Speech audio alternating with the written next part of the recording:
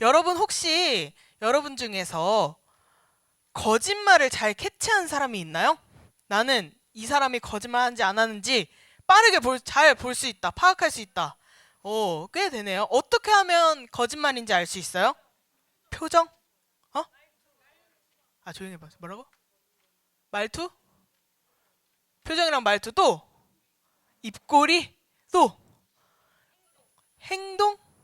좋아요. 자, 여러분들이 이런 것들로 파악하는데 가끔은 우리도 정말 그럴듯하게 들려서 진짜처럼 들리는 거짓말도 있어요. 예를 들어서 두 가지 예를 한번 들려줄게요. 어떤 사람이 와서 이 쿠키 먹으면 시험 100점 맞는다고 해요. 여러분 이건 거짓말일까요? 진짜일까요? 믿을 거예요? 네. 여러분들의 마음은 믿지 않지만 안 먹어보는 것보다 먹어보는 게 어쨌든 좋은 일이 생길 수도 있을 것 같아서 먹기는 할 것 같아요. 그런데 그 쿠키를 먹는다고 해서 시험 100점을 맞는 것은 아니죠. 그러면 두 번째로 이것도 거짓말인지 진짜인지 한번 여러분들 들어보세요. 전도사님은 결혼한 지 3년이 되었을까요? 안 됐을까요? 전도사님이 결혼한 지 3년이 되었다라는 말은 진짜일까요? 가짜일까요? 진짜? 핸드폰 하지 마세요. 진짜? 진짜라고 생각하는 사람. 가짜라고 생각하는 사람. 네, 전도사님은 3년이 되었습니다. 네. 이렇듯 전도사님이 직접 말하지 않으면 진짜인지 가짜인지 구별할 수 없는 말들도 있어요. 그런데 이런 가벼운 말들이 아니라 누군가가 이걸 하지 않으면 너는 죽게 될 거야 라고 말한다면 여러분들은 이 말에서 어떻게 진실과 거짓말을 구별할 수 있을까요? 어떤 말을 믿느냐에 따라서 우리의 행동과 결과가 크게 달라질 수 있는 말이에요. 그런데 여러분, 이 진짜와 거짓말은 구별하기가 어려운 것들도 분명히 있지만 진실은 마지막에는 결국은 드러나게 되어 있어요. 그런데 마지막에 진실이 드러날 때까지 기다리면 이미 우리는 거짓말에 한번 속아 넘어갈 수도 있는 거잖아요. 우리가 거짓말에 속아 넘어가기 전에 알 수 있다면 정말 참 좋을 것 같아요. 오늘 우리가 살펴볼 이야기도 진짜와 거짓을 구별하는데 중요한 힌트를 알려주고 있어요. 바울이 디모데에게 편지를 쓴 내용에서 나와 있어요. 바울이 진짜와 거짓을 구별할 수 있는 방법을 우리에게 알려주고 있는데 어떤 말씀인지 한번 살펴보도록 하겠습니다. 자, 전도사님이 디모데전서는 누가 누구에게 쓴 거라고 했죠? 네, 말했는데 틀리면 안 되죠. 바울이 디모데에게 쓴 편지예요. 바울이 디모데에게 편지를 쓴 이유 중 하나는 여러 가지가 있지만 그 중 하나는 당시에 초대교회에 거짓 가르침들이 많아지기 시작했어요. 이 거짓 가르침이 뭐냐면 지금 우리가 살고 있는 이 현실로 가져오면 이단이라고 할 수 있어요. 여러분 이단에 대해서 알고 있나요? 사이비, 잘못된 것을 믿고 있는 사람들. 이 성경을 가지고도 가르칠 수 있고요. 다른 자기들만의 그런 책을 가지고 가르칠 수도 있는데 다 틀린 것을 가르치는 것을 우리는 이단이라고 해요. 근데 이 당시에 교회가 생긴 지 얼마 안 된 이 시대에도 그런 가르침들이 굉장히 많았어요. 그래서 바울은 디모데에게 거짓말과 잘못된 가르침들이 앞으로 점점 더 많아질 것이라고 경고하고 있어요. 그리고 이런 거짓된 가르침들이 많아지면 많아질수록 사람들을 혼란스럽게 할 뿐만 아니라 하나님을 믿는, 예수님을 믿는 믿음에서부터 멀어지게 만든다고 지적했어요. 그래서 이 거짓 교사들을 조심하라고 편지에다가 담은 거예요. 어떤 이야기냐면 결혼은 하면 안 돼. 결혼을 하면 죄야. 라든지 혹은 이 음식, 특정한 음식을 가지고 여러분들 좋아하는 것 중에 하나 고르면 햄버거를 먹으면 죄야. 햄버거는 먹으면 안 돼. 이런 식으로 가짜 이야기들을 퍼뜨린 거예요. 그런데 이런 가르침들은 하나님의 뜻과 맞는 것이 아니었어요. 그런데 이 사람들이 거짓 가르침인지 진짜인지 구별하지 못해서 이 말에 속아 넘어가 죄책감을 느끼며 하나님의 말씀을 점점 거부하기 시작했어요. 엄청 큰 혼란에 빠졌던 거예요. 왜냐하면 이 사람들이 아직 예수님을 믿은 지 얼마 되지 않은 사람들이에요. 그랬기 때문에 더 이런 거짓말에 혼란스러움을 느꼈어요. 그런 교회들에게 바울은 디모데에 이렇게 가르치라고 이야기해요. 4절 말씀인데 우리 같이 한번 읽어볼게요. 시작!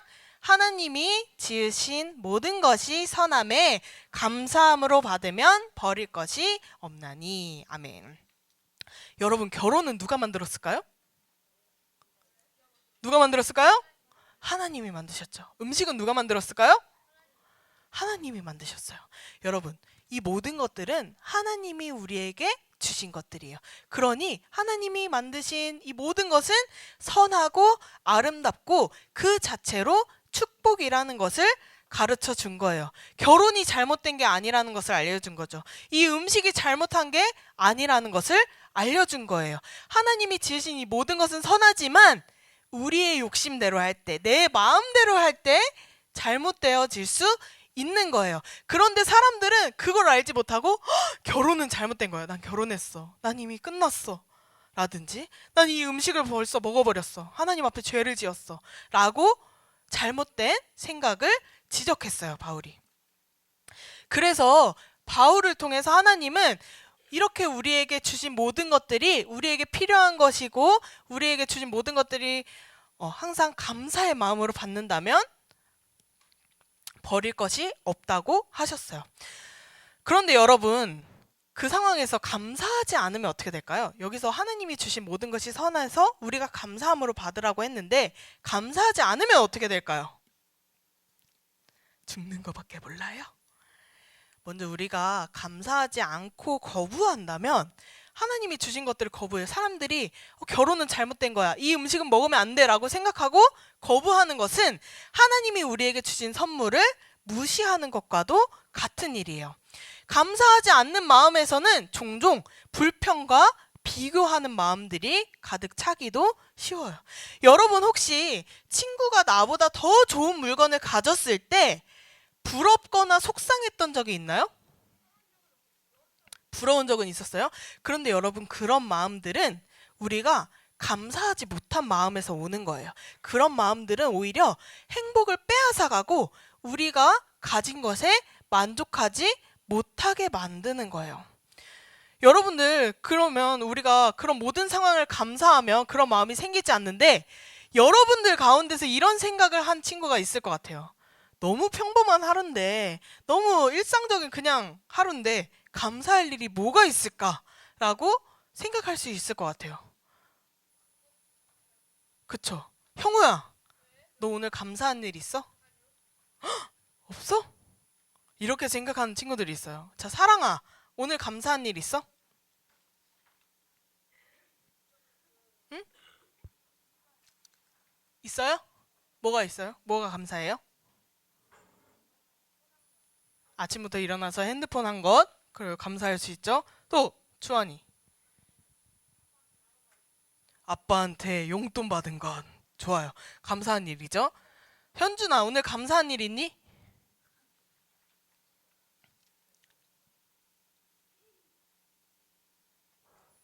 옆에 친구가 알려줘야 되나요? 안 죽어서 감사할 수 있죠. 그럼 지호야, 오늘 감사한 일 있어요? 모르겠어요? 모르겠어요? 그럴 수 있어요. 윤성아, 오늘 감사한 일 있니? 너무 해맑은데? 감사한 일 있나요? 자, 그럼 또 은재. 은재, 오늘 감사한 일 있나요? 살아있는 것에 대한 감사. 자, 좋아요. 자, 우리 친구들 중에서 모르는 친구들도 있고, 좀 생각을 오래 깊이 해야 떠오르는 친구들도 있고, 또 당연하게 나오는 친구들이 있어요. 그렇지만 우리가 당연하게 여기는 것들 속에도 감사한 일이 숨어 있다는 것을 여러분들이 꼭 아셔야 돼요. 여러분들 다 친구들이 말했던 것처럼 오늘 아침에 일어날 수 있는 것, 뭐 아침밥을 먹었으면 부모님이 밥 해주신 것, 부모님께 용돈을 받은 것, 친구와 함께 웃고 떠들 수 있는 것, 이 모든 것들이 사실 하나님이 우리에게 주신 선물이자 축복이에요. 이 자체로 잘못된 것들이 아니라는 얘기예요. 그래서 우리가 당연하게 여기는 이 평범한 일상 속에서도 하나님께서는 언제나 감사하라고 이야기하세요. 근데 여러분, 감사에는 또 큰 힘이 하나가 있어요. 감사를 하면 지금 이 순간 현재의 나에게 집중하게 해줘요. 나에게 집중하게 해줘요. 내가 지금 가진 것, 내가 지금 누릴 수 있는 것에 집중하게 되는 거예요. 그래서 우리의 마음도 새롭게 가질 수 있고 또 주어진 것에 만족하며 행복해질 수도 있는 거예요. 뿐만 아니라 이 감사는 나뿐만 아니라 듣는 다른 사람에게도 기분이 좋아지게 만들어요. 성경은 이렇게 감사하는 것이 하나님이 원하시고 하나님이 기뻐하시는 일이라고 해요. 그리고 게다가 우리의 삶을 변화시키는 강력한 힘이 있다고 말을 하고 있어요. 매일 감사의 태도로 살아가는 사람들은 그 사람의 마음도 그 주변 사람들까지도 더욱 행복하고 따뜻하게 살아갈 수 있는 것이죠.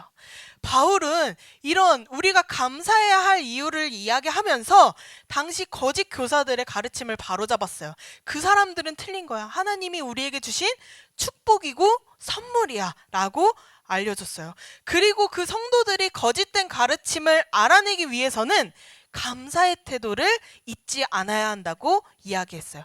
감사의 태도를 통해서 하나님이 나에게 주신 축복과 선물에 집중하라고 편지로 전했던 거예요. 근데 여러분, 이 이야기를 왜 전도사님을 통해 여러분들이 듣고 있을까요? 왜 듣고 있을 거라고 생각해요? 그냥 성경 이야기니까? 중요하니까? 사실 우리도 그 시대와 비슷한 시대를 살고 있는 거예요. 세상에서는 하나님의 말씀과 정반대인 것들을 추구하며 그것을 정답이라고 생각하고 살아가요. 심지어 여러분, 이단들은 이 성경책을 똑같이 사용하는 이단들도 있어요. 그런데 이 하나님께서 주신 이 말씀을 내 생각대로, 내 마음대로, 내가 원하는 대로 해석하는 거예요. 여러분, 근데 하나님이 주신 말씀을 그렇게 해석하면 될까요?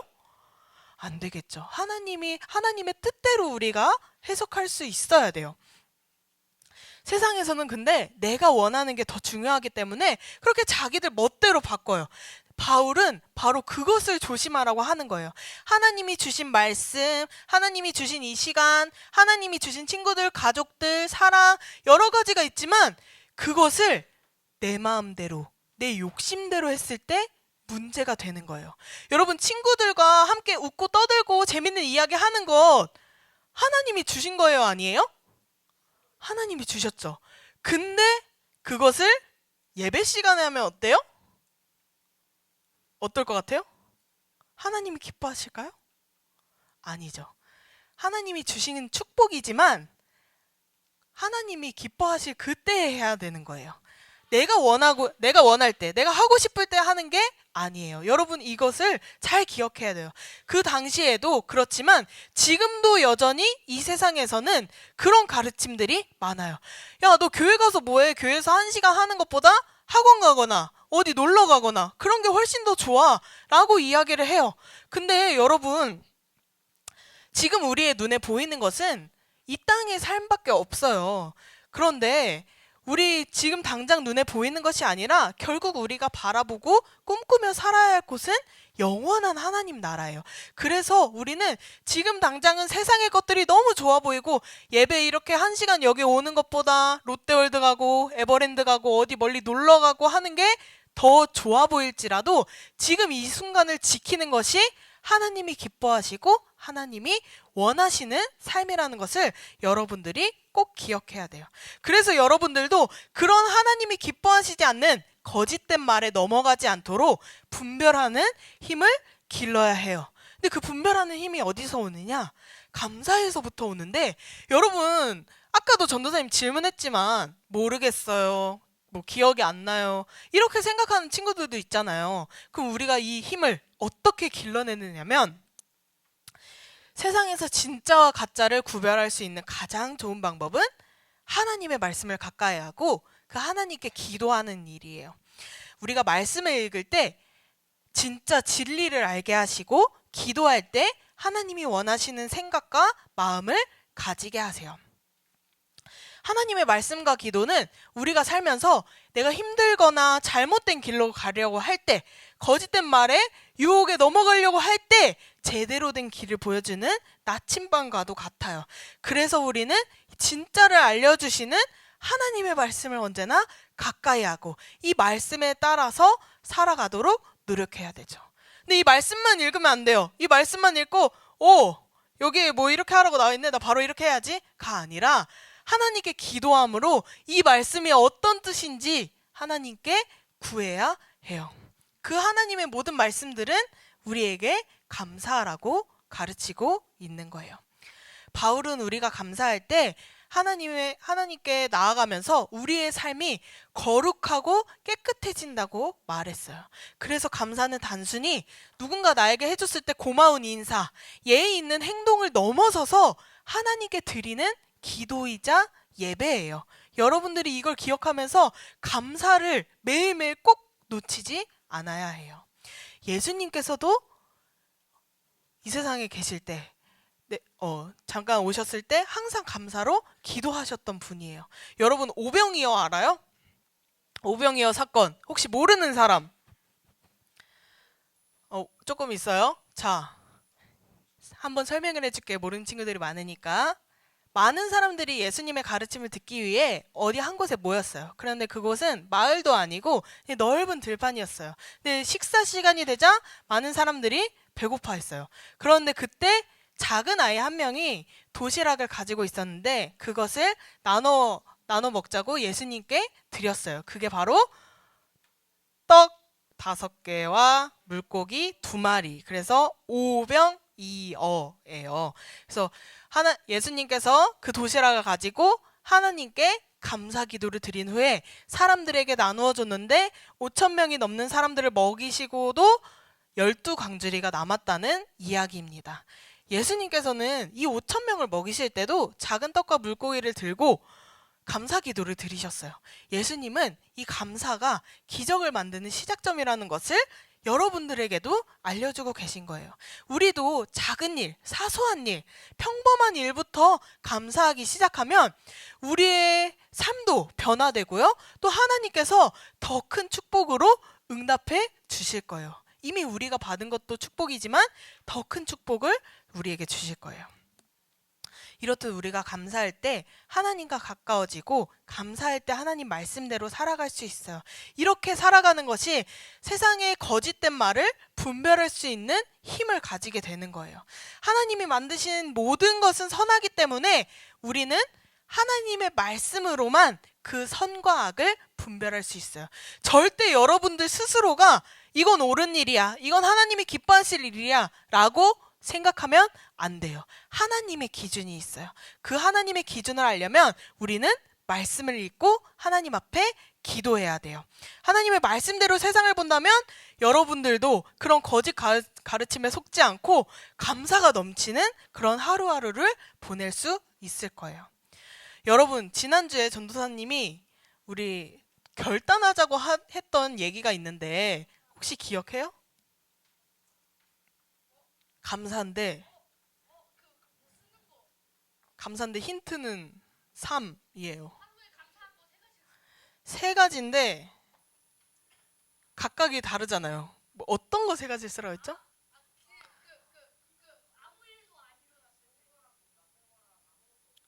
맞아요. 감사의 3단계를 얘기했었죠.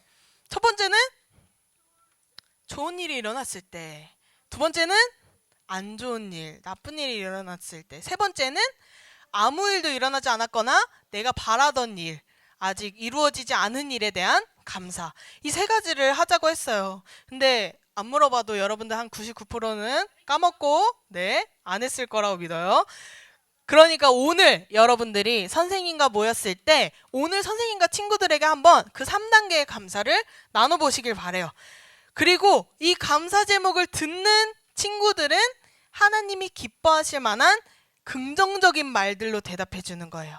이렇게 말하는 사람과 듣는 사람 모두가 하나님 앞에 감사로 서로 감사 제목을 나눌 때 우리의 모든 삶이 감사로 가득해질 수 있는 거예요.